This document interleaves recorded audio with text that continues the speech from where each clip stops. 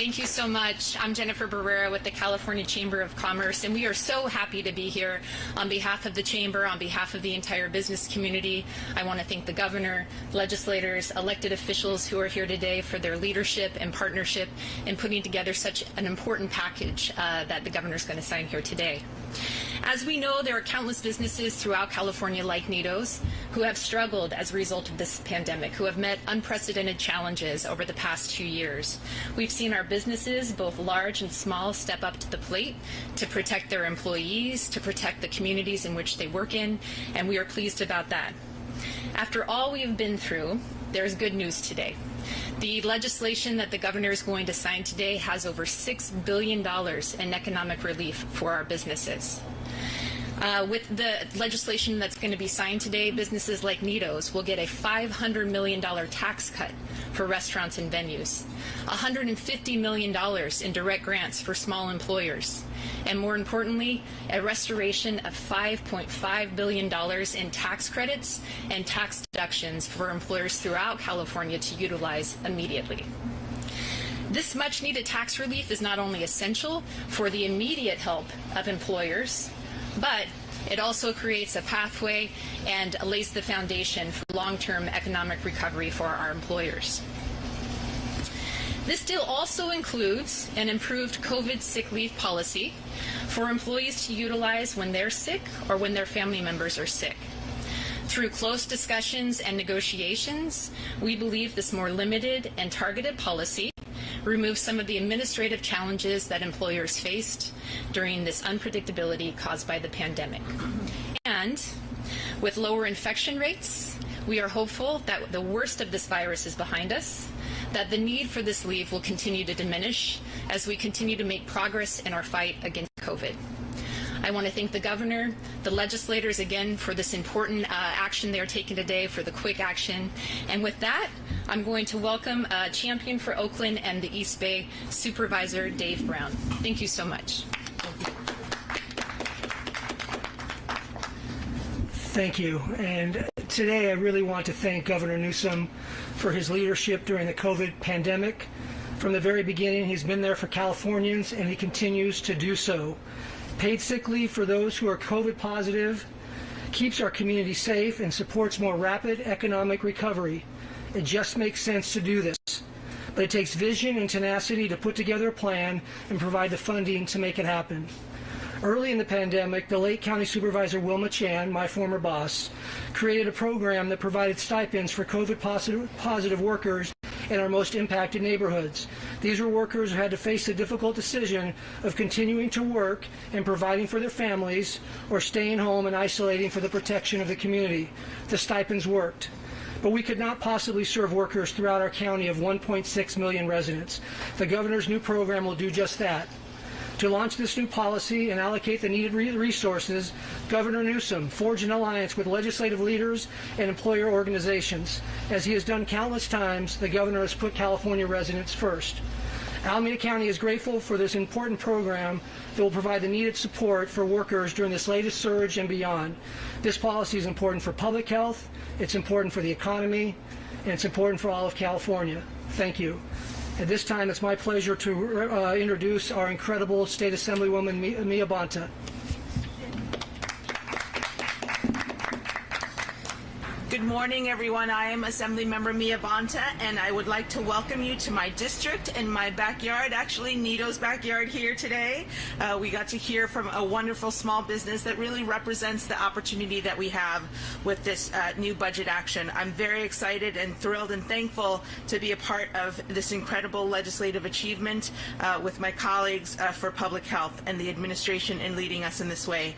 This initiative is the product of a close partnership between the administration, legislature, and business and labor groups, and a big win for all groups involved.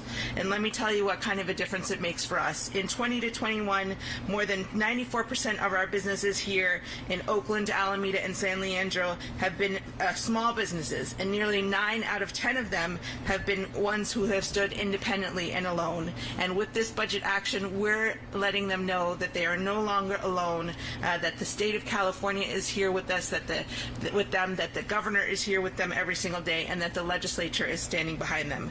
And we know that without the ability to offer paid sick leave and take paid sick leave, regardless of our guidelines or the CDC guidelines, sick workers cannot show up to work. And now they have the ability to do that, which means workers are able to work, businesses are able to thrive, and our community is able to build back even amidst the COVID pandemic as we continue to face that. And with that, I would like to introduce my wonderful colleague, State Senator Nancy Skinner. Thank you very much, Assemblymember Bonta. I'm Nancy Skinner, State Senator, also representing this area, and Chair of the Senate's Budget Committee.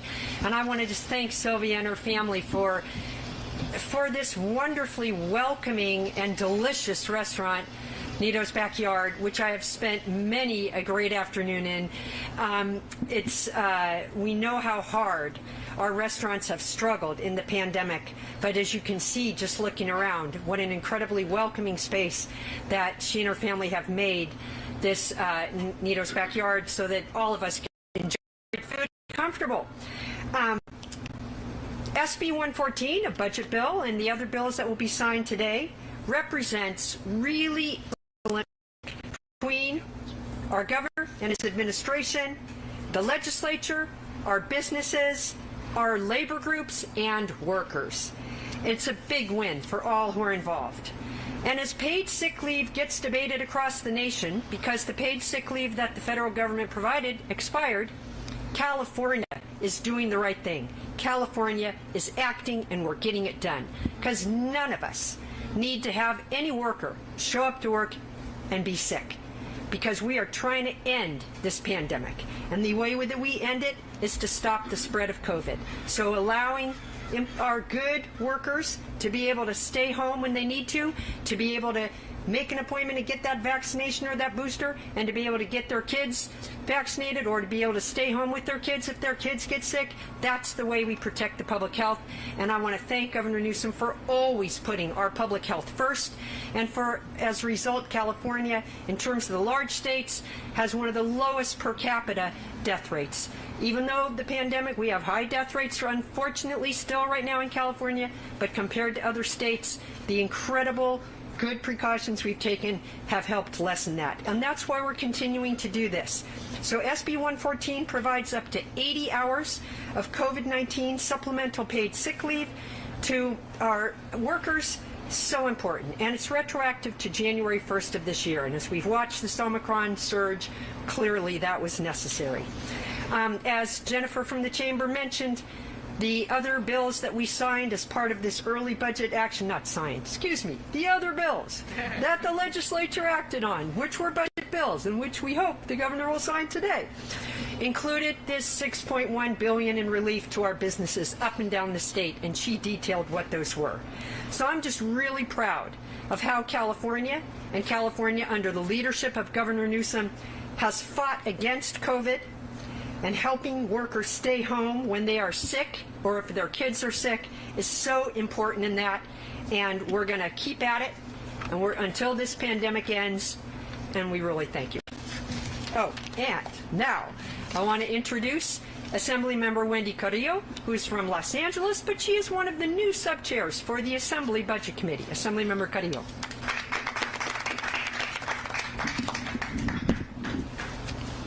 Good morning. It is so great to join you all here today to celebrate the signing of the extension of COVID-19 paid sick leave. Just this morning, our U.S. Senator Alex Padilla tweeted that COVID paid sick leave should be extended on a national level, which California is already leading on. This is a testament to the leadership of Assembly Speaker Anthony Rendon, Senate Pro Tem Tony Atkins, and our Governor, Gavin Newsom.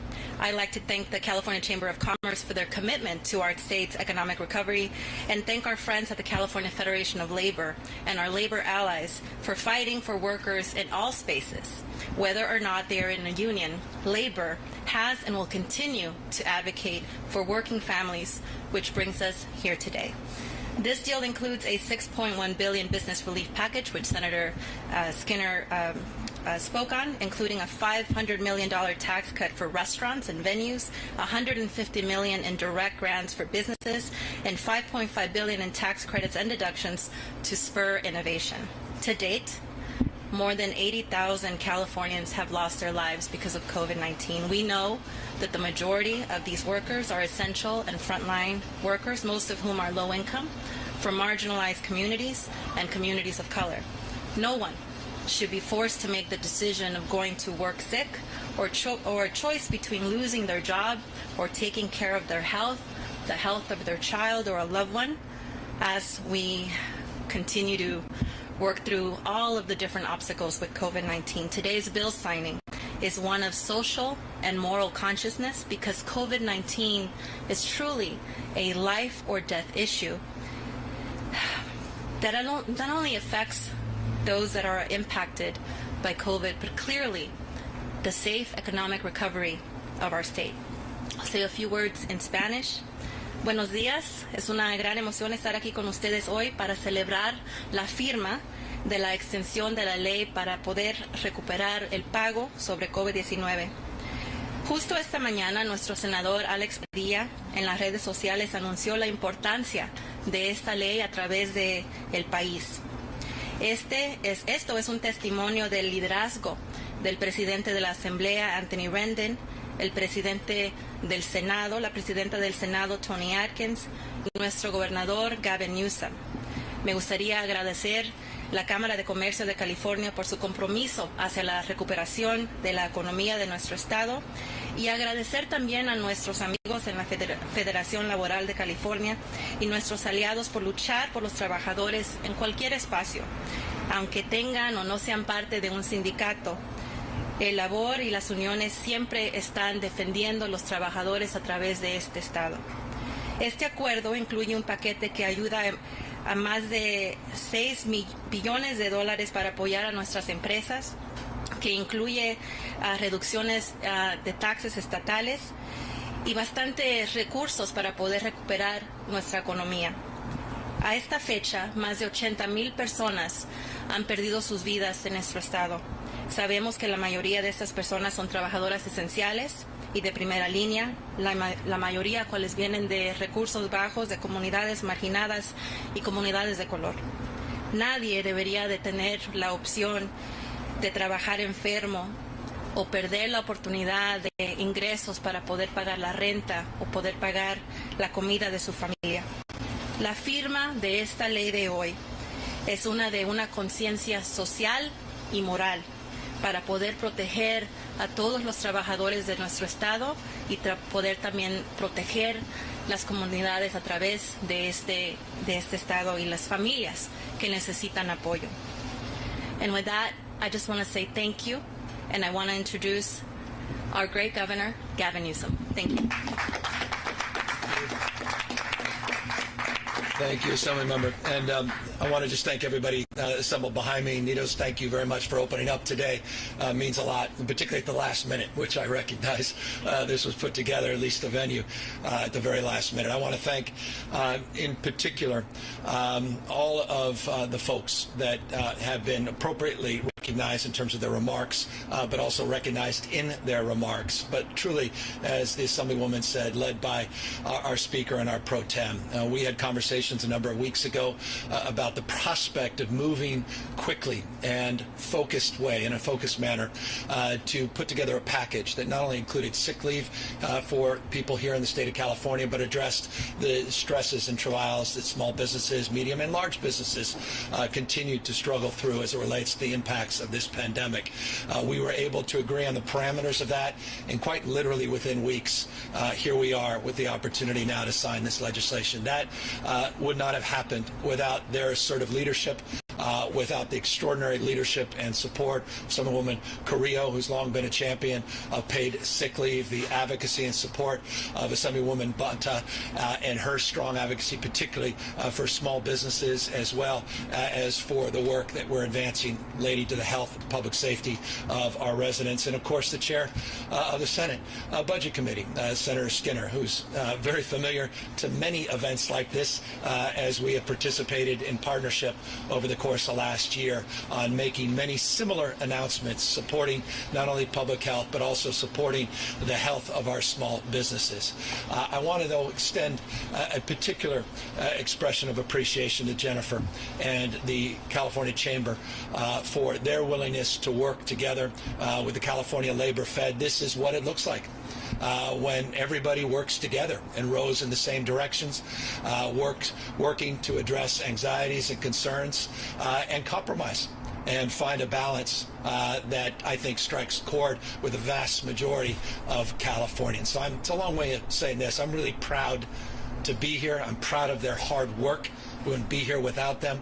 And I'm honored to be able to sign these pieces of legislation today. Just briefly, and you know why we're here, and the speakers did an amazing job going through the details of what we are advancing today, the $6.1 billion in tax relief and or grants, and the work to advance our paid sick leave with a retroactivity clause that goes back to January to keep employees, keep patrons, keep employers safe and healthy, and businesses open and operationalized. But I want to make a point that's important to underscore. That $6.1 billion, that's on top of what we did just a few months ago. It wasn't that long ago. We did a $6.2 billion tax relief for small businesses. It wasn't that long ago. We put aside $4 billion additional money for grants, not loans, not tax credits, grants to small businesses. And I think it's important to highlight, it's one thing to talk about these things, how are we doing? And I want folks to know that $3.56 billion, $3.560 billion has been distributed to over 311,000 businesses in this state through that grant program. The $4 billion is fully encumbered. And the reason they referenced, and you heard it from a number of speakers, the additional $150 million of grants, not tax credits, is that's the number of businesses and the amount of money that is outstanding based upon the applications that came in. That $150 million will provide relief for what we estimate to be about 13,500 additional businesses that were left out of that first $4 billion round that will be able to advance that relief in a very short order. So I'm just really proud of the work we've done together in this space. We started relatively modestly. Seems like a year and a half ago with $500 million.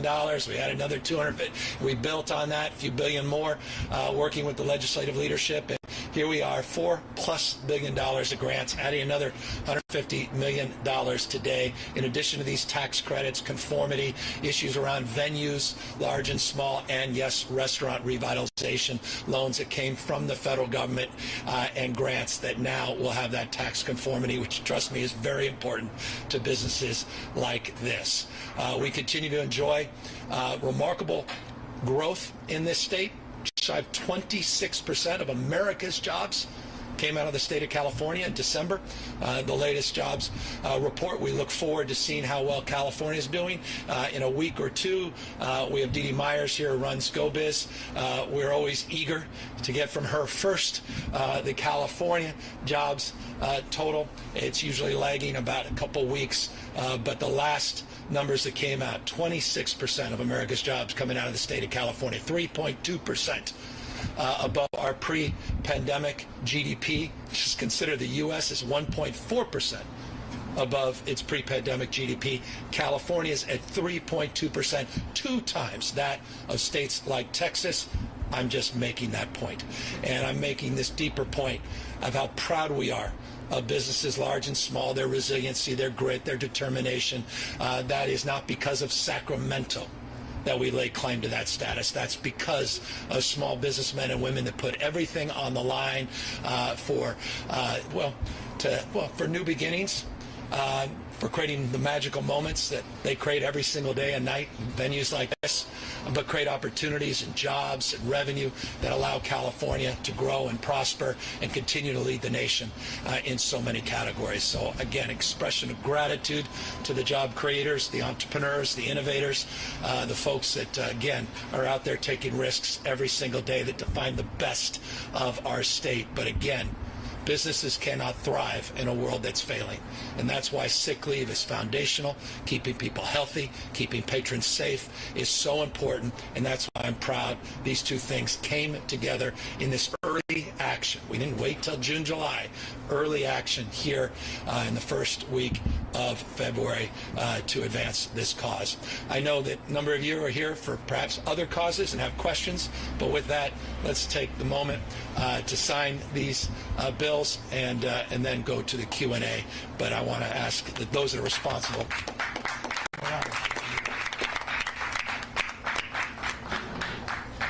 All right. Perfunctory. I know these shots. What we got? How many?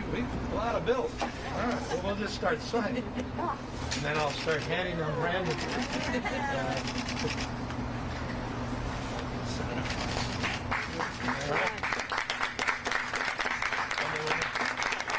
Where's the supervisor?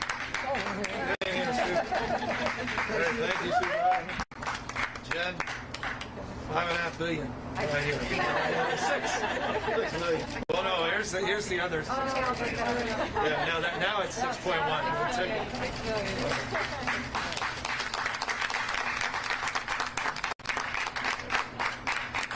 All right, we'll answer any questions that you may have.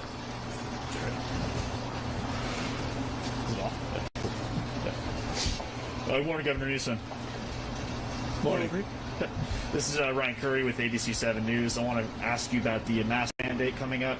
Yeah. We've already seen some Bay Area counties announce they're going in line with the state with their decision to also lift the mandate, but Santa Clara County deciding to keep theirs. I want to ask you, in communities close-knit like the Bay Area, would you rather see them work to close in line and together or separate with this? And also, how do you think lifting the mandate as well as this, what you're signing today, is going to help these businesses recover faster?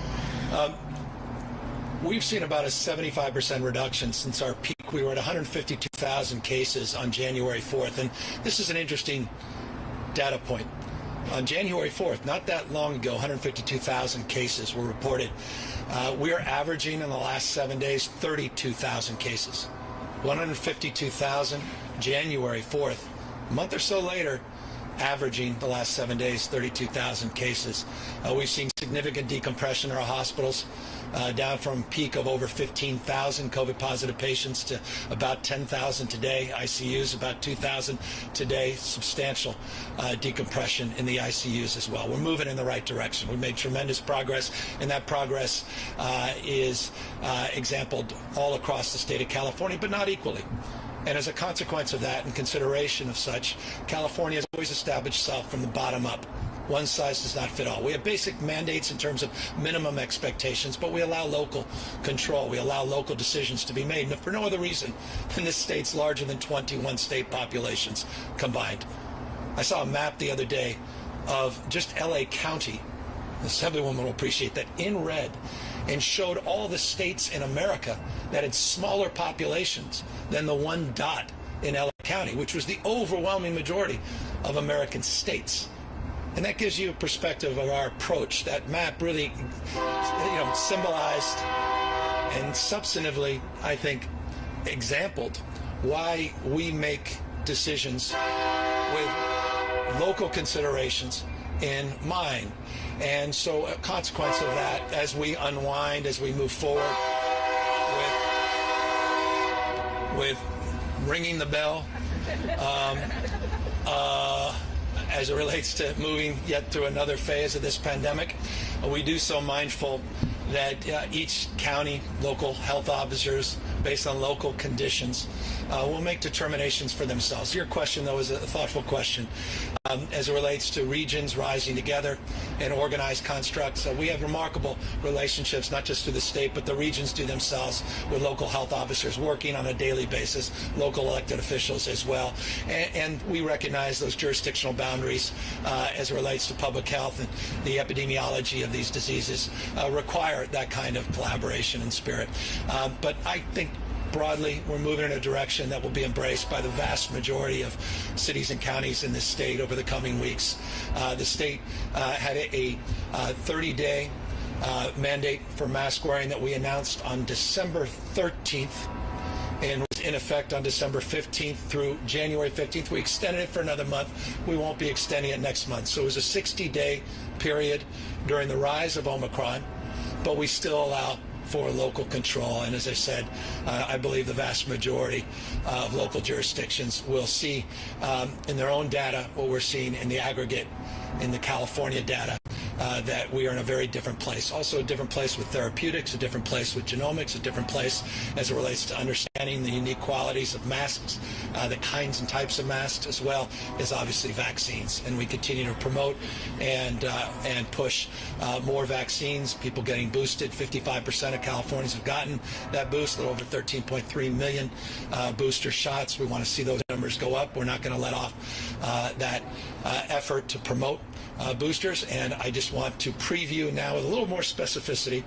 We will be putting out next week. I've been previewing this last month because we've been working on it for more than a month, our endemic plan.